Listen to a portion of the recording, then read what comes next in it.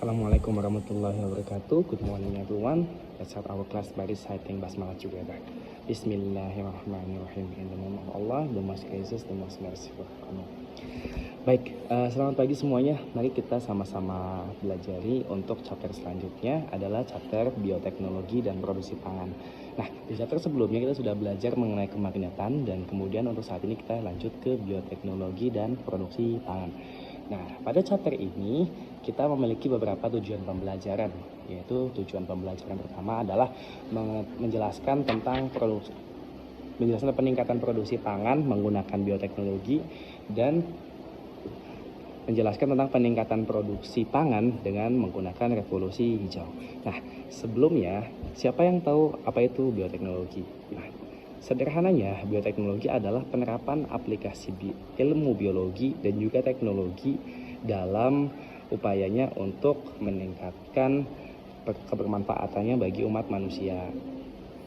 Seperti contohnya di sini, Misek punya contoh produk bioteknologi yaitu adalah ABC.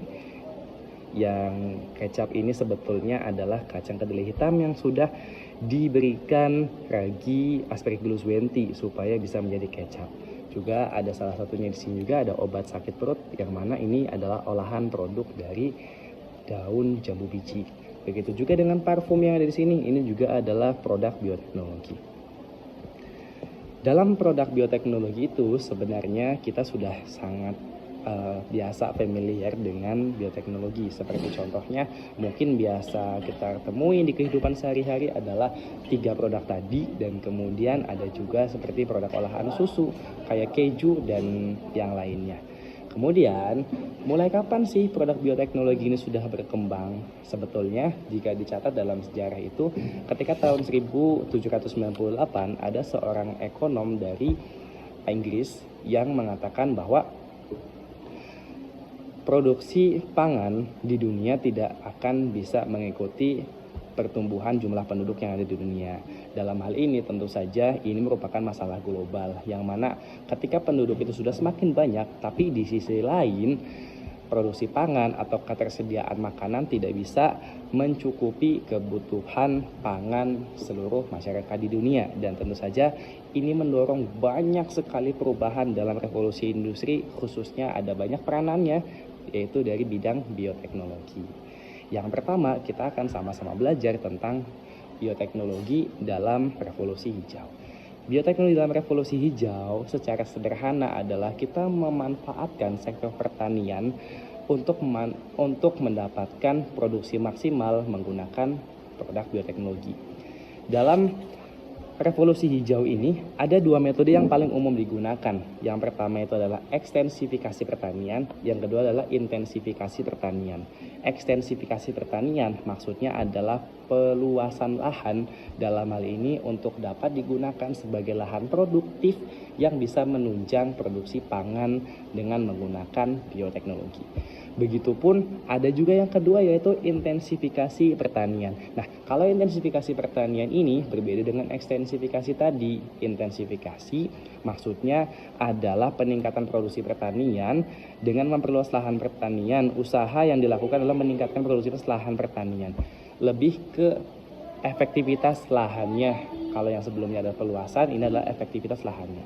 Seperti ada beberapa contoh usahanya, antara lain adalah pengolahan lahan dengan baik, penggunaan bibit unggul, pemupukan yang berimbang, kemudian pengairan atau irigasi yang baik, dan pemberantasan hama secara terpadu. Itulah 2 metode yang umum digunakan dalam bioteknologi di revolusi hijau.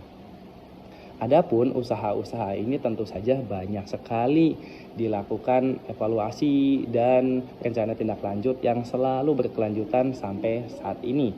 Seperti contohnya penemuan untuk telur omega, kemudian ada juga golden rice atau beras emas yang memiliki kandungan nutrisi lebih baik dibandingkan beras pada umumnya. Begitu juga dengan tanaman transgenik dan banyak sekali produk olahan bioteknologi dalam revolusi hijau ini.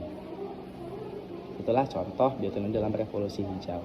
Sebelumnya, adakah yang ingin ditanyakan dalam 2 metode tadi? Oke, baik. Untuk pertanyaannya nanti akan bisa tampung dulu dan kita akan sama-sama diskusikan kembali. Kemudian selanjutnya, mari kita refleksi pembelajaran kali ini. Tadi kita sudah mempelajari tentang bioteknologi, kemudian ada revolusi hijau, ekstensifikasi pertanian, dan intensifikasi pertanian. Oke, baik. Untuk refleksi yang pertama, apa sih itu bioteknologi, dan bisa sebutkan 2 produk bioteknologi yang biasa kita temukan di kehidupan sehari-hari. Kemudian refleksi yang kedua, apa itu ekstensifikasi pertanian, kemudian yang ketiga apa itu intensifikasi pertanian. Baik, untuk pertemuan kali ini tentang bioteknologi dan revolusi hijau kita akhiri pada kesempatan kali ini dengan mengucapkan hamdalah bersama. Alhamdulillahirrabbilalamin, all praises and thanks be to Allah, the Lord of the world. Sampai jumpa di pertemuan selanjutnya. Semoga sehat selalu, semoga bahagia selalu. Wassalamualaikum warahmatullahi wabarakatuh.